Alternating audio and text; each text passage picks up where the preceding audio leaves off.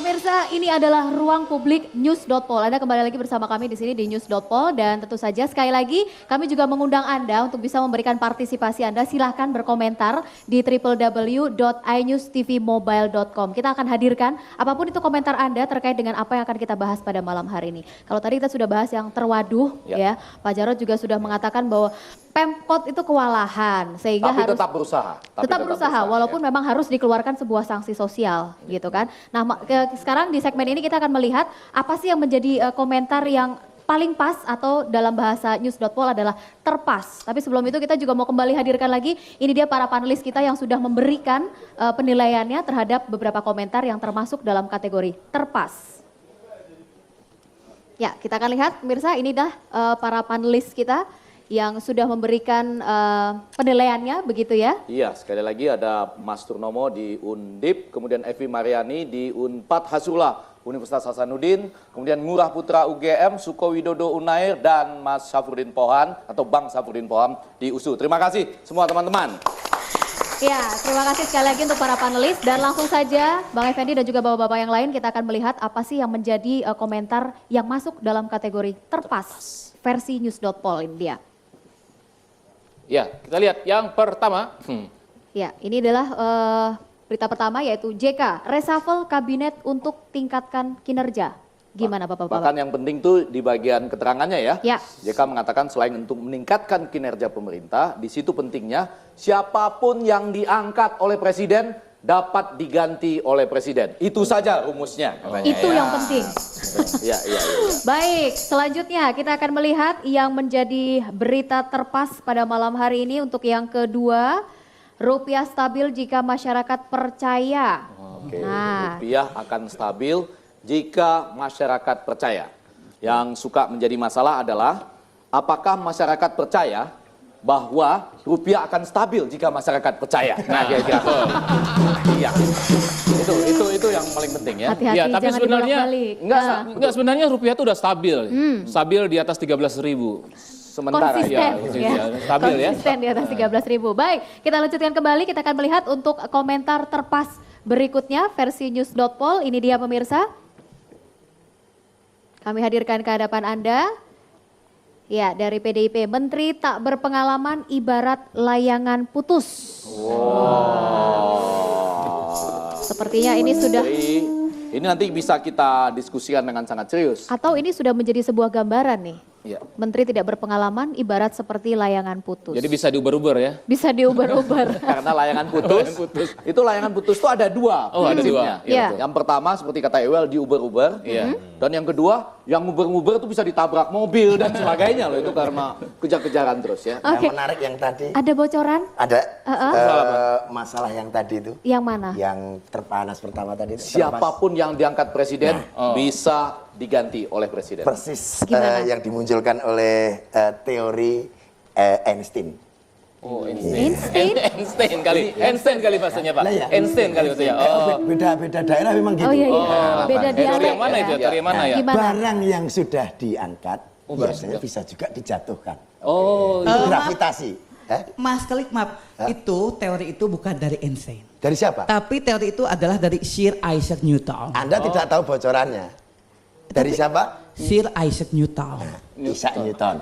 Nah, waktu itu Einstein nelpon Isaac Newton. Jadi ada kolaborasi Iya, di antara keduanya. Nih saya cuma mau kasih tahu ya, ini supaya jelas ya, orang itu hidup di era yang berbeda. Iya. Yang satu 1642 sampai 1726, Iya. yang satu 1879 sampai 1955. Jadi gimana caranya bisa nyambung? itu. Pertama. Itu maksudnya gravitasi. Seperti adik kita nih, Nah, mahasiswa ini. supaya mengetahui ya. Nih, adik-adik kita mahasiswa yang gendut-gendut Ya. ini. Hati-hati, jangan deket-deket Pak Jarod. Kenapa? Ya. Kenapa? Bisa dikasih tahu. Aha. Jangan terlalu gemuk, nanti disangka penimbun sembako. Dek. Nah, ini juga Oke, baik. Rasanya yang masih menjadi isu kita pada pada saat ini begitu ya, ini adalah masalah reshuffle. Kalau bicara soal tadi pertumbuhan ekonomi kita seakan tidak tumbuh, seakan ada kelambatan, perlambatan begitu ya untuk masalah ekonomi. Kenapa tidak kita bahas pada malam hari Betul, ini? itu Mas memang Iwel? setuju sekali ya, itu sangat mengganggu pikiran saya masalah ini. Kenapa kok bisa Einstein nelpon Newton gitu pada waktu itu? sudah beda. Hantunya kali. temanya udah beda. Oh, temanya udah beda. Sudah. Perlambatan ekonomi. Iya. Nah ini bocorannya. Oke, sebelum dikasih bocorannya, boleh saya undang terlebih Boleh. dahulu ini pakarnya yang nanti akan Iya. bicara sebelum Anda bocorkan kepada kami Iya. semua. Kita akan langsung undang hadir ke hadapan Anda pemirsa. Ini dia Iksanuddin Nursi, seorang pengamat ekonomi. Dan juga satu lagi saya akan invite ke hadapan Anda pada malam hari ini. Satu lagi kita akan undang untuk bisa hadir bersama kita Pak Budi Ari Setiadi, seorang relawan dari Pro Jokowi. Oke. Selamat malam Pak Iksanuddin Nursi, Pak Budi selamat malam. Terima kasih sudah hadir pada malam hari ini di News.pol. Oke, mau diajak bocorannya dulu atau saya tanya dulu yang benar ke pakarnya nih? Ke pakarnya dulu. Ke pakarnya dulu. Oke, benar kita ada perlambatan ekonomi, Pak? Benar. Dan itu bukan sesuatu yang luar biasa sebenarnya. Kenapa? Karena ekonomi menurun sejak 2011. Jadi kalau kita perhatikan baik-baik, ekonomi sejak 2011 dari 6,1 terus menurun. Dalam ekonomi kalau dia dalam penurunan terus-menerus, sesungguhnya kita berada di tunggir krisis namanya. Tunggir, ya. Tunggir krisis ya. Jadi hati-hati posisinya di situ. Sayangnya dalam rentang 2011 ke 2015 ini, tak satupun kebijakan yang mengantisipasi posisi di tunggir krisis tadi. Rasanya saya berkali-kali mengingatkan di berbagai televisi swasta bahwa sesungguhnya pertarungan Amerika dengan Cina, pertarungan Amerika dengan Rusia, itu mengakibatkan seluruh dunia terkena. Maaf, itu artinya pemerintah kita tidak bisa mewaspadai atau tidak melihat adanya bahaya itu? Ketidakmampuan mengantisipasi situasi ekonomi global. Lebih kepada ketidakmampuan? Ketidakmampuan. Artinya begini, kalau kita baca baik-baik, ini agak sedikit serius ya. Oh iya. Serius. Kita dari tadi udah serius. Dadan serius ya? Kita mau serius. Saya ingin mengatakan begini, kalau kita baca baik-baik nota keuangan RAPBN atau nota keuangan APBN, maka selalu kita lihat bagaimana pemerintah, tepatnya lapangan banteng bahasa sederhananya, itu menulis tentang ekonomi global gitu. Nah, pada ekonomi global itu sesungguhnya bisa kita lihat bagaimana bacaan yang muncul tentang situasi perekonomian yang sedang berkecamuk. Ya. Padahal perang ekonomi sudah terjadi sejak 2004, 2008, 2011. 2004 itu Amerika sudah defisit neraca perdagangan. 2008 defisitnya membesar sampai 331 miliar sekian. Di situ kepukul, nah dilawan habis-habisan gitu loh. Iya. Tudingan-tudingan saat peperangan itu kita nggak ngelihat sebagai ini ada arah yang tidak jelas kemana. Bahkan saya bantu sedikit bahwa ada 2004, 2008, 2011 kita tidak antisipasi. Sudah macam-macam pemerintahan ada di situ ya. Betul. Terakhir Pak SBY dan kemudian Pak Joko Widodo. Tiba-tiba muncul pernyataan dari berbagai pihak bahwa reshuffle sudah di depan mata. Apakah betul untuk mengatasi itu dibutuhkan reshuffle atau pergantian atau kocok ulang menteri? Kesalahannya begini, kenapa akhirnya kita butuh reshuffle? Sudah kita tidak mengantisipasi dengan baik, Anda memperlakukan biaya internasional pada seluruh masyarakat Indonesia, di tengah seluruh masyarakat Indonesia pendapatannya lokal. Nah, apa buktinya? Buktinya Anda lihat Undang-Undang 3 2015, pasal 13 ayat 1, ayat 2 ada 3. Bahwa yang namanya harga BBM dilepas menurut harga ICP, harga Indonesian Crude Price, dan nilai tukar. Kalau Anda kemudian mengindekskan pada harga minyak ICP dan pada nilai tukar, itu sama dengan Anda memberi beban pada masyarakat berbasis biaya internasional gitu loh. Saya lagi ya. Jadi maksudnya menteri-menteri atau kebijakan dari menteri koordinator yang menjual harga BBM berdasarkan harga pasar internasional itu harus diganti. Harus. Oke, jadi Gini logikanya sederhana sekali. Menko menyatakan harga BBM naik itu tidak akan mengakibatkan inflasi katanya. Ya. Hari ini dia keluarkan pernyataan, Menko Perekonomian mengeluarkan pernyataan, kami tidak bisa berbuat, pemerintah tidak bisa berbuat apa-apa dengan melemahnya nilai tukar.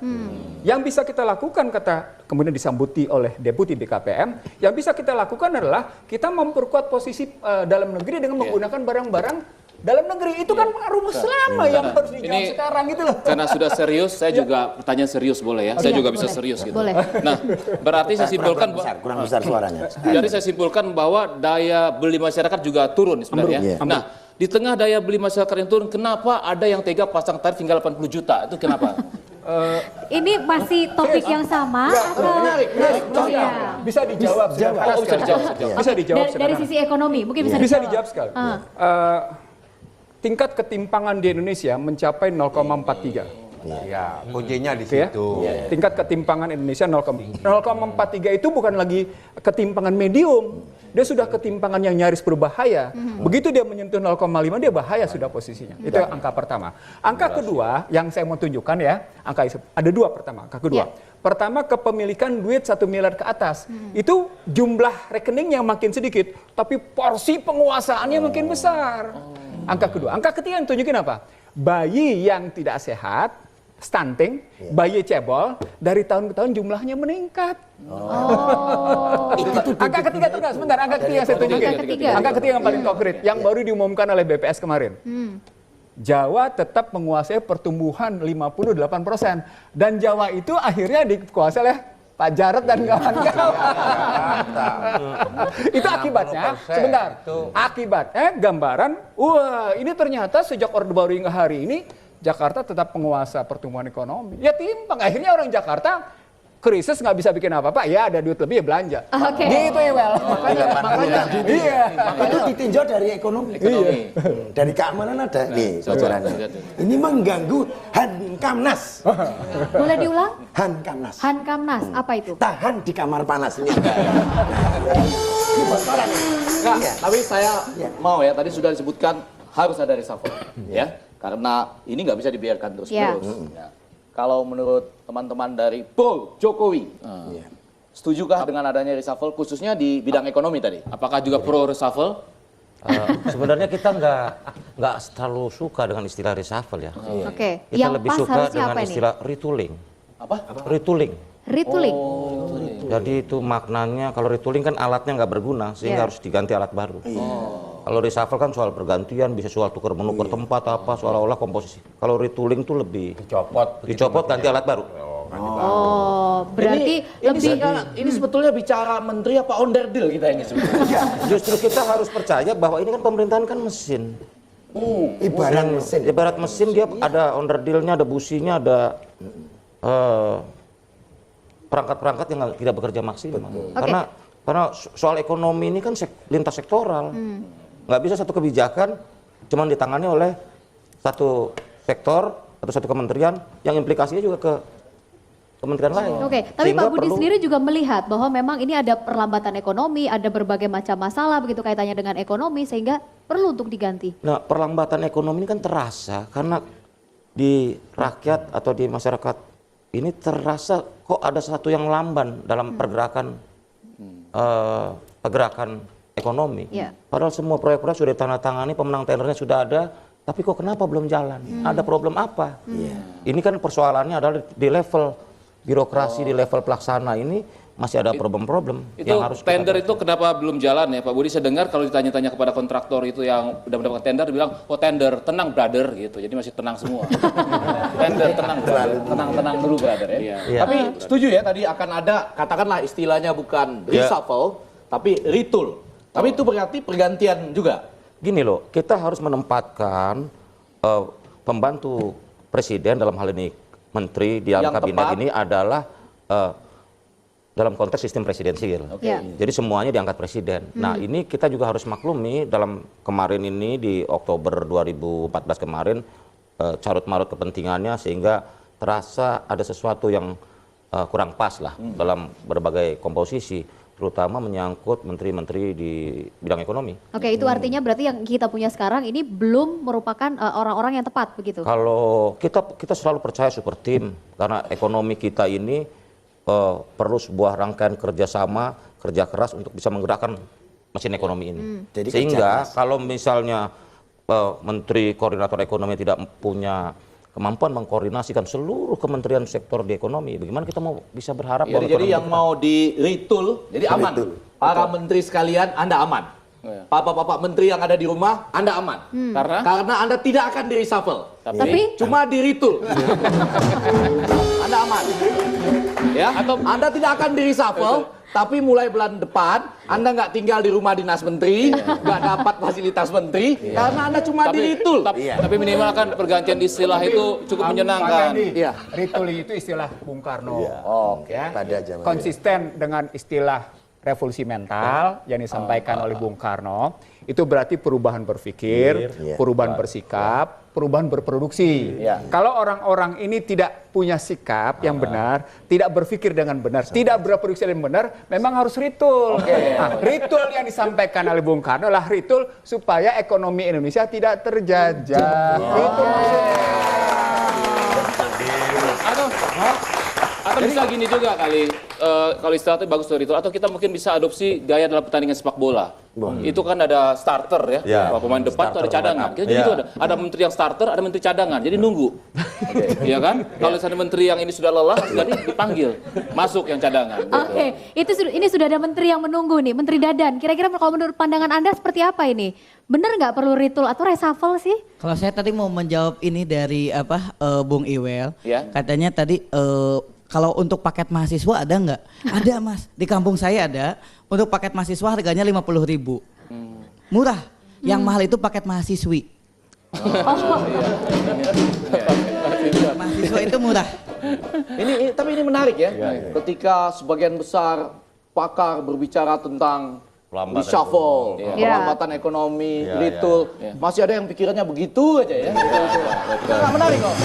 Itu fakta. Itu fakta. Mungkin saya adalah orang yang disebut dengan kalau zaman sekarang itu adalah gagal move on. Jadi tidak bisa berkembang Kalau boleh juga ya. move on, Betul. saya tantang nih ya, kedua pakar kita nanti dijawab oleh Pak Jarod, boleh sebagai kader juga. Posisi mana yang harus diganti? Harus langsung saja. Apakah ritul, apakah reshuffle ya? Jadi istilah retooling itu selain hak prerogatif presiden juga harus dimaknai sebagai upaya perbaikan. Jadi yang namanya perubahan itu jangan jadi malah beban baru. Kalau kita namanya ganti berarti kita tahu mana yang lemah, mana yang tidak bekerja baik, jadi ganti dengan target-target yang lebih. Ini saya tulis saja lah ya, langsung. Yang diganti siapa Pak?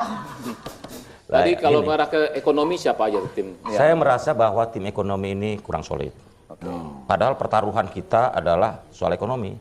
Karena janji-janji presiden tentang bagaimana meningkatkan kesejahteraan rakyat ini kan harus ditopang oleh program-program ekonomi yang mampu menyentuh kepentingan rakyat banyak. Berarti belum maksimal juga? Ya, ini saya melihat bukan hanya tidak maksimal. Saya pulang deh, diganti deh sama panelis lain. Saya nanya siapa Pak, siapa? Nah, itu Bang Isa yang merasa itu kan harusnya presiden dan wakil presiden beserta seluruh jajaran kabinet, gitu loh ya. Untuk bisa mengevaluasi bagaimana kinerja mereka semua. Bang Effendi kan, sepertinya masih berat di sebelah kanan. Kalau saya tembak langsung ke sebelah kiri bagaimana? Kira-kira siapa yang memang layak atau mungkin harus diganti bahasanya begitu? Kalau bisa langsung sebutkan nama, jangan inisial ya. Inisial. Nanti yang muncul lagi AA lagi nanti yang muncul. Tadi punya bocoran kan? Bocorannya ngasih indikator kan? Kita juga pakai bocoran, tapi ada indikatornya kan? Sekarang indikator pertama. Indikator pertama itu stabilitas harga namanya. Stabilitas harga. Menteri mana yang tidak berhasil memunculkan stabilitas harga? Semuanya di bidang ekonomi tidak berhasil memunculkan stabilitas harga. Akibat Sudirman ngomong, kenaikan dari 6.500 ke 8.500 kenaikan kecil kok, kata Sudirman Said. Sofyan Jalil bilang, kenaikan 6.500 ke 8.500 tidak terjadi inflasi kok. Sofyan Jalil ngomongnya. Lalu berikutnya disambut lagi oleh yang namanya Bambang Brojonegoro. Ini kenaikan serius, kenaikan antara hitungan Pertamina sama hitungan Kementerian Keuangan soal kenaikan berapa hitungan juga nggak ketemu angkanya. Udah 3 menteri tuh. Ya udah 3. Udah 3 menteri tuh. Ini sudah. Sebentar Pak. Kita sebentar. Saya cuma bilang begini. Kan biasanya diargumentasikan oleh tim Joko Widodo ini begini. Wah, kita baru kerja 6 bulan kok sudah diukur. Nggak gampang nakernya. Nakernya gampang sekali. Naker jangka pendek, naker jangka menengah, naker jangka panjang. Naker jangka pendek suka tidak suka yang disebut dengan stabilitas harga. Begitu stabilitas harga Anda tidak bisa capai di beras, di sembako, di energi, di nilai tukar minggir. Saya tambah ya berarti ya. 3. Ada 3 nama yang disebut. Sama tadi nyebut-nyebut nakar, berarti menakar ikut. Secara gambaran. Sambil dicatat Bang Effendi, sambil dipikir lagi begitu ya. Saya kasih kesempatan untuk pemirsa di rumah untuk bisa memberikan komentar Anda di www.ijustvmobile.com. Silahkan, kalau menurut Anda perlu nggak sih menteri-menteri kita ini di-reshuffle atau diganti atau ritul tadi bahasanya, silahkan berikan komentar. News.pol segera kembali sesaat lagi.